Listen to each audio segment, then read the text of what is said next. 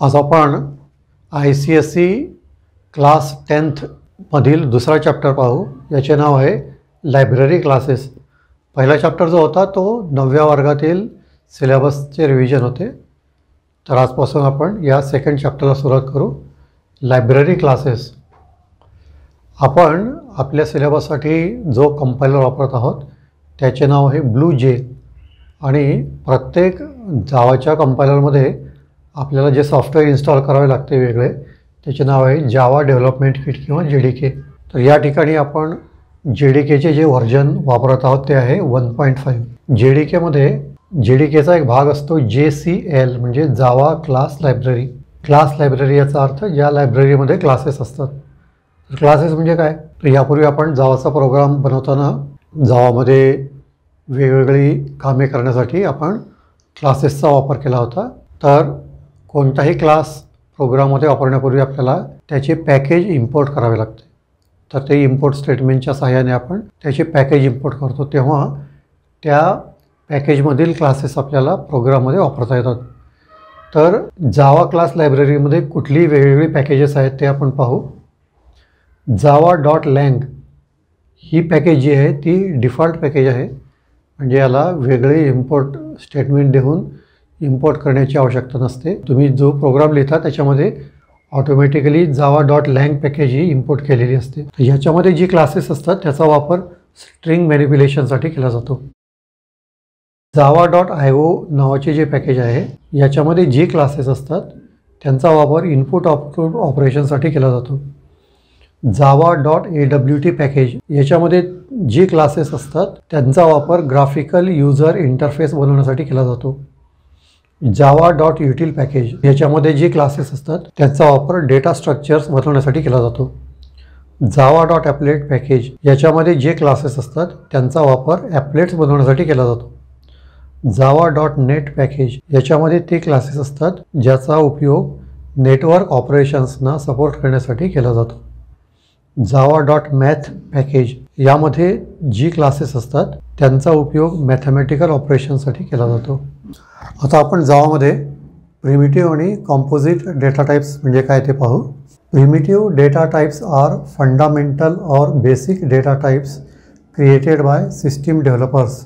म्हणजे हे जे प्रिमिटिव्ह डेटा टाइप्स आहेत हे जावाची जी लँग्वेज आहे ती ज्यांनी लिहिली त्यांनी हे डिफाईन केले की प्रिमिटिव्ह डेटा टाइप्स कुठले असावेत. तर याचा वापर कसा केला जातो. Primitive data types are designed to declare a variable that can contain a single element character or number. तर प्रिमिटिव्ह डेटा टाइप्सचा वापर करून आपण प्रोग्राममध्ये एक व्हेरिएबल डिक्लेअर करू शकतो आणि त्या व्हेरिएबलमध्ये एक कॅरेक्टर किंवा नंबर दोन्हीपैकी एक आपण स्टोअर करू शकतो. प्रिमिटिव्ह डेटा टाइपची उदाहरणे काय आहेत. इंट, फ्लोट, CHAR आणि डबल. तर कधीकधी एक एक डेटा टाईप वापरणे सोयीचे नसते, तेव्हा वेगवेगळ्या डेटा टाईप्सचा एक ग्रुप तयार करून आपण त्याला एक नवीन डेटा टाईप म्हणून डिक्लेअर करू शकतो. तर असा जो सेट आहे डेटा टाईपचा त्याला नॉन प्रिमिटिव्ह डेटा टाईप किंवा कॉम्प्लेक्स डेटा टाईप किंवा रेफरन्स डेटा टाईप असे म्हटले जाते. Group of similar or different primitive data types आहेत आणि they can be defined by the user. म्हणजे प्रोग्राम लिहिणाऱ्याला अशा प्रकारचा डेटा टाईप बनवता येऊ शकतो. त्यामुळे त्याला युजर डिफाईन्ड डेटा टाईप्स असे म्हणतात किंवा कॉम्पोजिट डेटा टाईप असे म्हणतात. जावामध्ये एक built in composite data type आहे त्याला म्हणतात रॅपर क्लास. आता आपण जावामध्ये रॅपर क्लासेस पाहू. Java language includes wrapper classes. They are part of java.lang package. जावामध्ये जे प्रिमिटिव्ह डेटा टाईप्स आहेत जसे इंट, कॅरेक्टर, फ्लोट, डबल वगैरे जे प्रिमिटिव्ह डेटा टाईप्स आहेत त्या सगळ्या प्रिमिटिव्ह डेटा टाईप्सचा एक एक रॅपर क्लास असतो. आणि हे जे रॅपर क्लासेस आहेत ते java.lang पॅकेजचा भाग आहेत. आणि java.lang पॅकेज हा एक डिफॉल्ट पॅकेज आहे, त्याला वेगळा इम्पोर्ट करावा लागत नाही. तुम्ही जेव्हा कुठलाही जावा प्रोग्राम ओपन करता तर त्यावेळेला हा पॅकेज याच्यामध्ये इन्क्लूड केलेला असतो. त्यामुळे रॅपर क्लासेस आपण प्रत्येक प्रोग्राममध्ये वापरू शकतो. When an object of a wrapper class is created a field in memory is allocated to contain a primitive data type. A primitive data प्रत्येक क्लासचा आपण एक ऑब्जेक्ट तयार करू शकतो आणि जेव्हा आपण ऑब्जेक्ट तयार करतो तेव्हा मेमरीमध्ये स्पेस अलोकेट केली जाते. तर ज्या टाईपचा तो रॅपर क्लास असेल त्या टाईपचे डेटा स्टोअर करण्यासाठी मेमरी अलोकेट केली जाते. Integer is a wrapper class. जावामध्ये जिथे जिथे तुम्ही INTGR पाहाल इंटिजर, तर हा एक क्लास आहे. आणि इंट जो आहे तो डेटा टाईप आहे. इंट हा प्रिमिटिव्ह डेटा टाईप आहे आणि इंटिजर हा त्याचा रॅपर क्लास आहे. आणि जावामध्ये आपण पाहिले की प्रत्येक क्लासमध्ये काही फंक्शन्स असतात. तसेच इंटिजर या क्लासमध्ये देखील 2 फंक्शन्स आहेत, इंटिजर डॉट पार्सइंट आणि integer dot to string. Integer dot parse int या फंक्शनचा वापर स्ट्रिंगला इंटिजरमध्ये कन्वर्ट करण्यासाठी केला जातो आणि इंटिजर डॉट टू स्ट्रिंग या फंक्शनचा वापर इंटिजरला स्ट्रिंगमध्ये कन्वर्ट करण्यासाठी केला जातो. तर रॅपर क्लासचे 2 उपयोग जे आहेत ते प्रिमिटिव्ह व्हॅल्यूला ऑब्जेक्टमध्ये स्टोअर करण्यासाठी, तसेच स्ट्रिंगला इतर डेटा टाईपमध्ये किंवा इतर डेटा टाईपमधून स्ट्रिंगमध्ये कन्वर्ट करण्यासाठी आपण रॅपर क्लासेसचा वापर करतो. आता आपण जावामधले वेगवेगळे रॅपर क्लासेस आणि त्यांचे डेटा टाईप्स पाहू. तर या ठिकाणी रॅपर क्लासेस आणि त्यांचे जे प्रिमिटिव्ह डेटा टाईप्स आहेत याची यादी आहे. तर या ठिकाणी जर एक गोष्ट मी नोटीस कराल तर क्लासेसची जी नावे आहेत, character, byte, short, integer, long, float, double boolean, हे सगळे कॅपिटल लेटरने सुरू होतात. यांचं जे पहिलं अक्षर आहे ते कॅपिटल आहे. आणि जो डेटा टाईप आहे तर हे जे डेटा टाईप्स आहेत हे सगळे जावाचे कीवर्ड्स आहेत आणि हे सगळे स्मॉल लेटर्सने सुरू होतात. CHAR, byte, short, int, long, float, double boolean. तर जेव्हा तुम्हाला जावाचा क्लास वापरायचा असेल, रॅपर क्लास, तेव्हा कॅपिटलने सुरुवात करावी लागेल, कॅरेक्टर. तर कॅरेक्टर हे क्लासचे नाव आहे रॅपर क्लासचे आणि त्याचा जो डेटा टाईप आहे तो आहे CHAR. तसेच बाईट, कॅपिटल बीचा बाईट जो आहे तो बाईट या डेटा टाईपचा रॅपर क्लास आहे. तसेच शॉर्ट क्लास आहे, शॉर्ट डेटा टाईप आहे. इंटिजर क्लासचे नाव आहे, इंट हा डेटा टाईप आहे. Long, long, float, float, double, double, Boolean, Boolean, फक्त त्याच्यामध्ये पहिले अक्षर जे कॅपिटलमध्ये आहे. तर तुम्हाला एखादं व्हेरिएबल तयार करायचं असेल, क्लासचे नाव लिहून त्याच्यानंतर ऑब्जेक्टचे नाव लिहिल्यास त्याचा ऑब्जेक्ट तयार होईल आणि त्या ऑब्जेक्टमध्ये तुम्ही त्याचा जो करस्पॉन्डिंग टाईपचा जो डेटा आहे तो तुम्ही स्टोअर करू शकता. तर अशा रीतीने प्रत्येक प्रिमिटिव्ह डेटा टाईपचा एक करस्पॉन्डिंग रॅपर क्लास असतो जावामध्ये. आणि हे जे रॅपर क्लासेस आहेत ते java.lang पॅकेजचा भाग आहेत. आणि java.lang पॅकेज जी आहे ती बाय डिफॉल्ट प्रत्येक प्रोग्राममध्ये इन्क्लूड केलेली असते. त्यामुळे तुम्हाला java.lang पॅकेज वेगळा इम्पोर्ट करावा लागत नाही. त्यामुळे प्रत्येक प्रोग्राममध्ये तुम्ही हे रॅपर क्लासेस वापरू शकता. आता आपण रॅपर क्लासची मेथड्स पाहू. लायब्ररीमधले क्लासेस जेव्हा तुम्ही वापरता त्यावेळेला त्या क्लासचा 2 प्रकारे वापर केला जातो. एकतर त्या क्लासचा एक ऑब्जेक्ट आपण तयार करू शकतो आणि त्यानंतर त्या क्लासमध्ये जे मेथड्स अवेलेबल असतात त्यांचा आपण वापर करू शकतो. तर या ठिकाणी आपण वेगवेगळ्या रॅपर क्लासेसमध्ये जे मेथड्स फंक्शन्स अवेलेबल आहेत, मेथड्स, ते कोणते आहेत ते पाहू. ते आपण या ठिकाणी कॅटेगरीज करू शकतो. Conversion from string to primitive types. तर आपल्याला जर स्ट्रिंगमधनं इंटिजर किंवा फ्लोट किंवा डबल वगैरेमध्ये कन्वर्ट करायचं असेल तर त्यासाठी कशा रीतीने आपण कोणती मेथड वापरू शकतो ते पाहू. पहिल्यांदा पाहू की स्ट्रिंग टू इंटिजर. तर जर तुम्हाला एखाद्या स्ट्रिंगला इंटिजरमध्ये कन्वर्ट करायचं असेल तर त्यासाठी आपल्याला आधी एक इंटिजर व्हेरिएबल डिक्लेअर करावं लागेल. यापूर्वी तुम्ही इंटिजर व्हेरिएबल डिक्लेअर करताना इंट n ही स्टेटमेंट वापरली असेल. इंट हा कीवर्ड आहे, जावाचा कीवर्ड आहे आणि जेव्हा आपण इंट n लिहितो तेव्हा आपण इंटिजर टाईपचा व्हेरिएबल डिक्लेअर करतो. पण त्याचबरोबर इंटिजर हा एक रॅपर क्लास देखील आहे आणि रॅपर क्लासचा नाव वापरून देखील आपण त्याचा ऑब्जेक्ट तयार करू शकतो. तर त्यासाठी आपण integer n is equal to new integer in bracket 0 असं लिहून आपण याचा ऑब्जेक्ट तयार करू शकतो. कुठल्याही क्लासचा ऑब्जेक्ट कसा तयार करायचा हे जर यापूर्वी लिहिले असेल तर त्यासाठी आपण ही पद्धत वापरतो. Integer n is equal to new integer आणि याच्यामध्ये जी व्हॅल्यू देऊ ती यांची इनिशियल व्हॅल्यू असेल. तर या ठिकाणी इंटिजर क्लासचे नाव आहे, n हा एक ऑब्जेक्ट आहे आणि आपण त्याला या ठिकाणी एक नवीन इन्स्टन्स तयार करतो त्या क्लासची. तर या ठिकाणी कन्फ्युजनची गरज नाही, तुम्ही इंट एन लिहू शकता किंवा इंटिजर एन लिहू शकता. इंट हा कीवर्ड आहे आणि इंटिजर हे क्लासचे नाव आहे आणि दोन्हीपैकी कोणतीही पद्धत वापरून इंटिजर व्हेरिएबल डिक्लेअर करू शकता, त्याला इन्स्टन्शिएट करू शकता. Integer n is equal to 0. तर आपण इंटिजर एन नावाचा एक इंटिजर व्हेरिएबल डिक्लेअर केला आणि त्याला व्हॅल्यू दिली 0. तर पहिल्यांदा आपल्याला एक इंटिजर व्हेरिएबल लागेल आणि त्यानंतर एक स्ट्रिंग व्हेरिएबल लागेल. जी स्ट्रिंग व्हॅल्यू आहे ती स्ट्रिंग व्हेरिएबलमध्ये स्टोअर करावी लागेल. तर string s is equal to in double quotes 25, string S1 is equal to double quote 14. अशा रीतीने आपण स्ट्रिंग व्हॅल्यू स्ट्रिंग व्हेरिएबलमध्ये स्टोअर करतो. इंटिजर क्लासमध्ये 2 मेथड्स अवेलेबल आहेत, पार्सइंट आणि व्हॅल्यू ऑफ. आता पार्सइंट कशा रीतीने लिहिलं जाते पहा तुम्ही.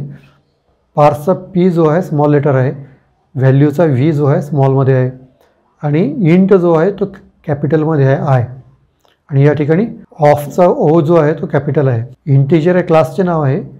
Integer dot parse int, integer dot value of, आणि या ठिकाणी मेथडचा जो आर्ग्युमेंट आहे तो आहे आपला string variable. N is equal to integer dot parse int in bracket S, N is equal to integer dot value of S. तर यसमध्ये जी कुठली व्हॅल्यू स्टोअर केलेली असेल, उदाहरणार्थ या ठिकाणी 25 स्टोअर केलेले आहे, तर या 25 नावाची जी स्ट्रिंग आहे त्याला इंटिजरमध्ये कन्वर्ट केले जाईल आणि ती एनमध्ये स्टोअर होईल. तसेच व्हॅल्यू ऑफ देखील आपण वापरू शकतो. दोन्ही मेथड जे आहे त्याचा एकच रिझल्ट असतो. आपण इंटिजर स्ट्रिंग टू इंटिजर कन्व्हर्जनसाठी हे दोन्हीही मेथड्स वापरू शकतो. आता आपण एका स्ट्रिंगला लॉंग नंबरमध्ये कन्वर्ट कशा रीतीने केले जाते ते पाहू. म्हणजे स्ट्रिंगला लॉंगमध्ये कन्वर्ट करण्यासाठी लॉंग नावाचा जो रॅपर क्लास आहे त्याच्यामध्ये कुठले मेथड्स अवेलेबल आहेत ते पाहू. तुम्हाला जर एक लॉंग व्हेरिएबल डिक्लेअर करायचा असेल तर तुम्ही लॉंग एन असे लिहू शकता. या ठिकाणी एल हा स्मॉल लेटरमध्ये आहे, लॉंग हा जावाचा कीवर्ड आहे, आणि तुम्ही कॅपिटल एल लिहून लॉंग देखील लिहू शकता. तर यावेळी हा रॅपर क्लास होईल. लॉंग एन दोन्हीपैकी कुठल्याही पद्धतीने तुम्ही एक लॉंग व्हेरिएबल डिक्लेअर करू शकता. त्यानंतर एखादी स्ट्रिंग व्हॅल्यू आपण स्ट्रिंग व्हेरिएबलमध्ये स्टोअर करू. String s is equal to in double quotes, इथे तुम्हाला जो नंबर लिहायचा म्हणजे जी संख्या लिहायची ती लिहू शकता. डबल कोटमध्ये लिहिल्यामुळे ही स्ट्रिंग म्हणून कन्सिडर केली जाईल. आता लॉंग नावाचा जो रॅपर क्लास आहे त्याच्यामध्ये 2 मेथड्स अवेलेबल आहेत, पार्स लॉंग आणि व्हॅल्यू ऑफ. तर लॉंग क्लासचा भाग असल्यामुळे आपल्याला ही मेथड लिहिताना लॉंग डॉट पार्स लॉंग असे लिहावे लागते. N is equal to long dot parse long in bracket s. Parse long जी मेथड आहे त्या मेथडची जी आर्ग्युमेंट आहे त्या ठिकाणी आपल्याला स्ट्रिंग व्हेरिएबल लिहावे लागेल. तर ही जी स्ट्रिंग व्हेरिएबल आहे त्या स्ट्रिंग व्हेरिएबलला लॉंग नंबरमध्ये कन्वर्ट केले जाईल आणि तो नंबर जो आहे तो एन या व्हेरिएबलमध्ये स्टोअर केला जाईल. तर हेच काम आपण या मेथडने देखील करू शकतो, लॉंग डॉट व्हॅल्यू ऑफ. तर पूर्वी आपण जेव्हा इंटिजर पाहिलं तर इंटिजरमध्ये देखील व्हॅल्यू ऑफ नावाची मेथड होती, पण ती इंटिजर क्लासचा भाग होता. या ठिकाणी ही जी मेथड आहे ती लॉंग क्लासचा भाग आहे. त्यामुळे जेव्हा आपण लॉंग डॉट व्हॅल्यू ऑफ लिहू तेव्हा या स्ट्रिंगला लॉंगमध्ये कन्वर्ट केले जाईल आणि ती व्हॅल्यू एनमध्ये स्टोअर होईल. जर आपल्याला एखाद्या स्ट्रिंगला फ्लोट नंबरमध्ये कन्वर्ट करायचे असेल तर त्यासाठी फ्लोट क्लासमध्ये 2 मेथड्स आहेत, पार्स फ्लोट आणि व्हॅल्यू ऑफ. तर यासाठी आपल्याला आधी एक फ्लोट व्हेरिएबल डिक्लेअर करावं लागेल. Float N, float with small letters, आणि float with a capital F. Small लेटर्समध्ये फ्लोट जो आहे तो जावामधील कीवर्ड आहे आणि कॅपिटल एफचा जो फ्लोट आहे तो एक रॅपर क्लास आहे. तर दोन्ही पद्धतीने तुम्ही फ्लोट व्हेरिएबल डिक्लेअर करू शकता. त्यानंतर आपण एक स्ट्रिंग व्हेरिएबल क्रिएट करू. इथे string s is equal to in double quotes एक आपण व्हॅल्यू लिहू, इथे एक फ्लोट व्हॅल्यू लिहू 37.25. ही व्हॅल्यू डबल कोटमध्ये लिहिल्यामुळे याला ॲज ए स्ट्रिंग म्हणून कन्सिडर केले जाईल आणि ही व्हॅल्यू एसमध्ये स्टोअर केली जाईल. आणि आपण हे जे स्टेटमेंट्स लिहू, N is equal to float dot parse float in bracket S.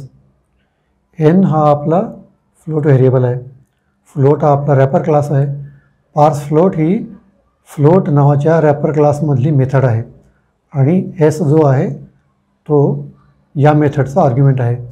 तर ही मेथड जी आहे ती या स्ट्रिंगला फ्लोट नंबरमध्ये कन्वर्ट करेल आणि 37.25 ही नंबर जी आहे ती एन व्हेरिएबलमध्ये सेव्ह केली जाईल.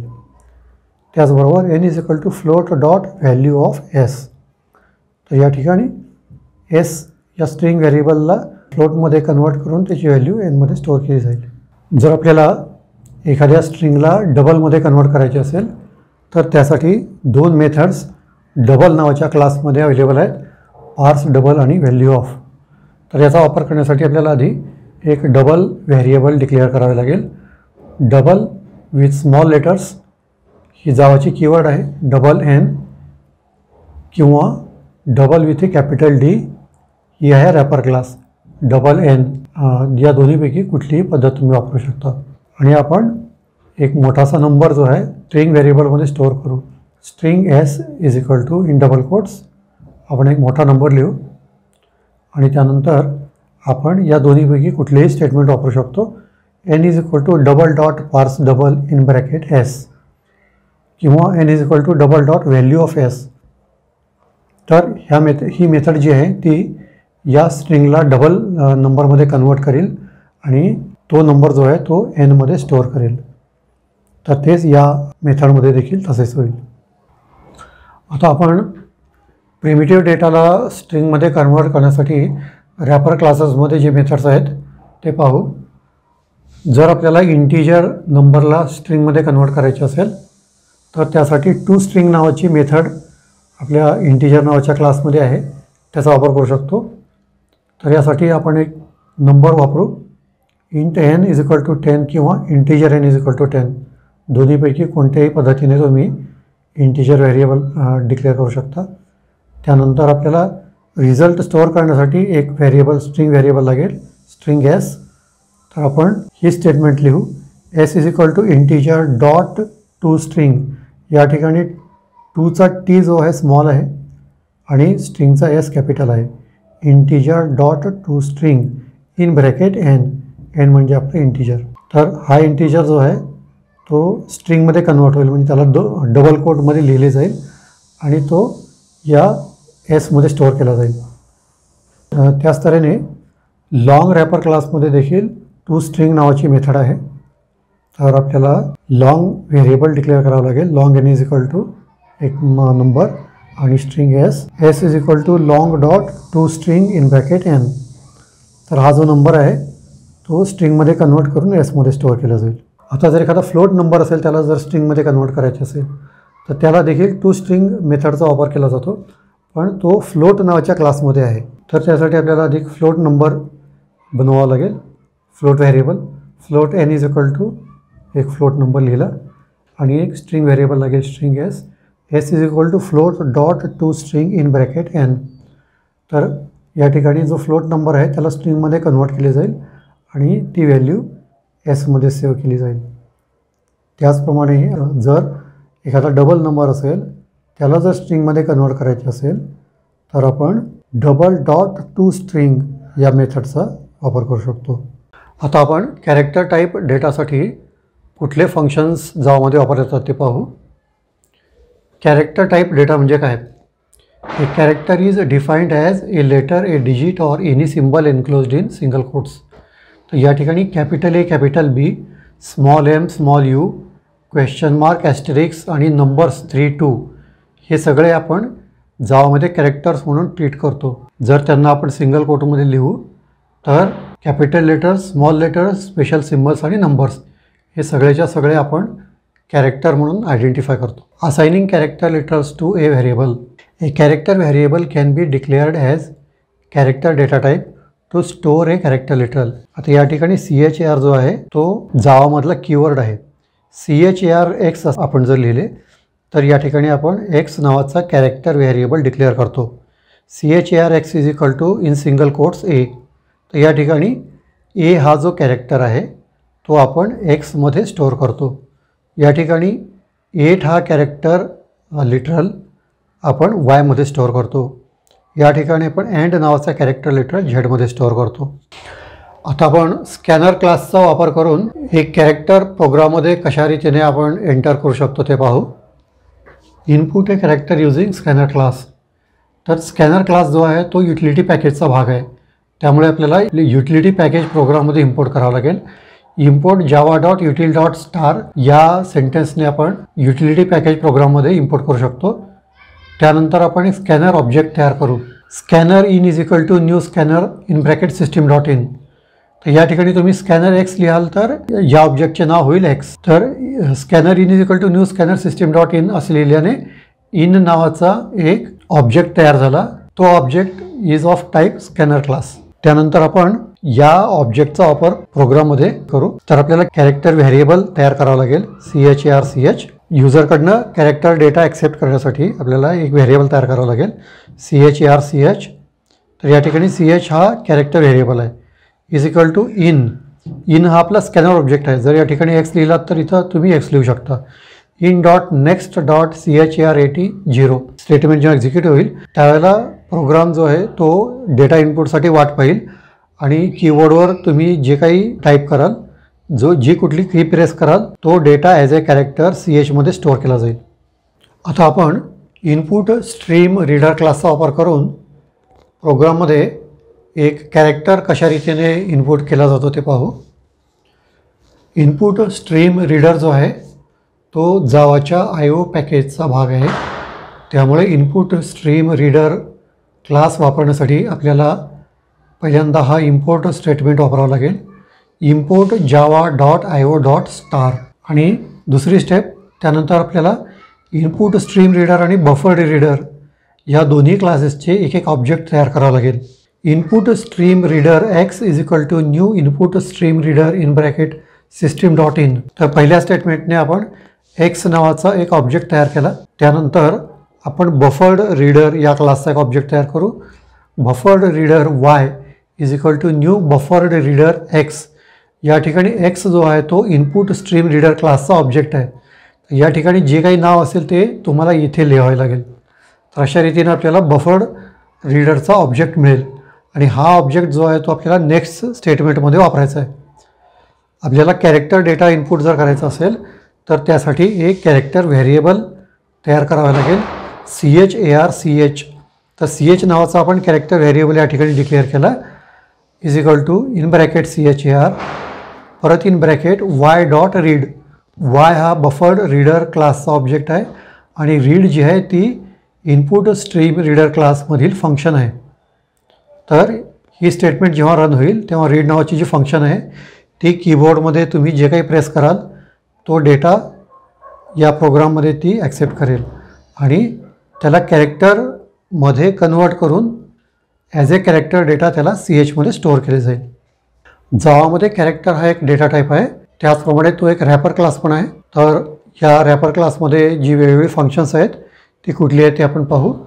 याच्यामध्ये एक फंक्शन आहे कॅरेक्टर इज लेटर. कॅरेक्टरनंतर डॉट आहे आणि लेटरचा L जो आहे कॅपिटल आहे.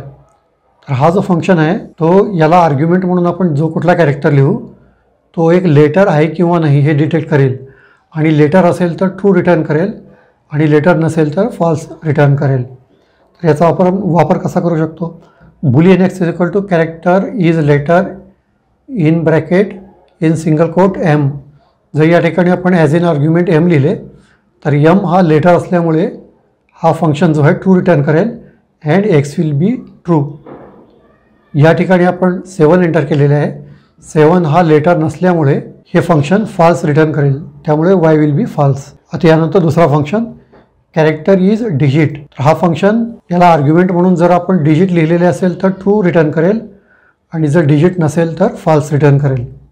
आता आपण कॅरेक्टर रॅपर क्लासमधली जी वेगवेगळी फंक्शन्स आहेत ती पाहू. Character is letter or digit. तर या फंक्शनमध्ये ॲज एन आर्ग्युमेंट एखादा लेटर म्हणजे A पासून Z पर्यंतचा लेटर किंवा डिजिट म्हणजे 0 पासून 9 पर्यंतचा जर आपण लिहिला तर हा फंक्शन जो आहे तो ट्रू रिटर्न करेल आणि जर त्या व्यतिरिक्त जर काही असेल उदाहरणार्थ स्पेशल कॅरेक्टर जर सिम्बल असेल एखादा तर इट विल रिटर्न फॉल्स. तर या ठिकाणी आपण स्टार जर एंटर केला तर boolean X will be false. त्यानंतरचा function character is white space.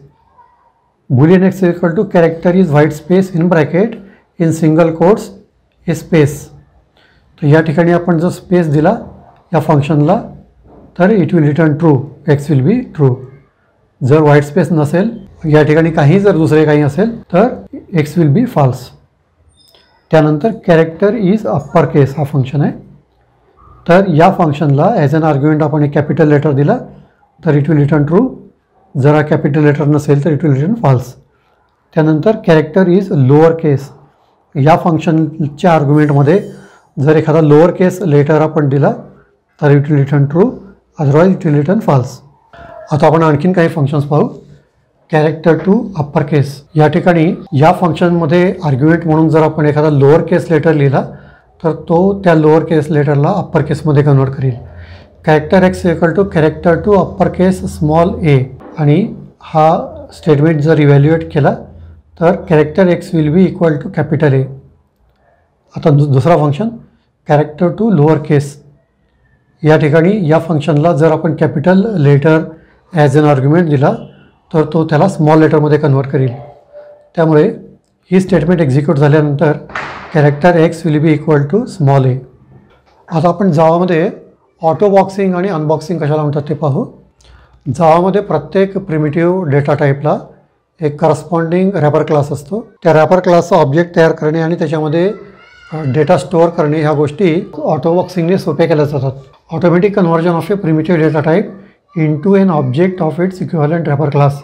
उदाहरणार्थ integer X equal to new integer 55 असं आपण जर लिहिले तर या ठिकाणी इंटिजर नावाच्या रॅपर क्लासचा ऑब्जेक्ट तयार केला जातो एक्स नावाचा. त्याचबरोबर त्याला एक व्हॅल्यू देखील असाइन केली जाते 55. तर ह्या दोन्ही गोष्टी एका स्टेटमेंटमध्ये आपण करू शकतो. तर याला म्हणतात ऑटो बॉक्सिंग. अनबॉक्सिंग म्हणजे काय? Converting an object of a wrapper class into primitive data type. तर या ठिकाणी आपण ऑलरेडी ऑब्जेक्ट बनवला आहे रॅपर क्लासचा आणि त्याच्यामध्ये 55 स्टोअर केलेलं आहे. तर प्रोग्राममध्ये आपण जेव्हा या एक्स व्हेरिएबलचा वापर करू integer y is equal to x तर त्यावेळेला काय होईल, एक्स हा इंटिजर नावाच्या रॅपर क्लासचा ऑब्जेक्ट आहे. तर एक्स हा अनबॉक्स होईल. अनबॉक्स झाल्यानंतर त्यामध्ये काय निघेल 55 आणि ती 55 ही जी व्हॅल्यू आहे ती वायला असाइन होईल. याला म्हणायचं अनबॉक्सिंग.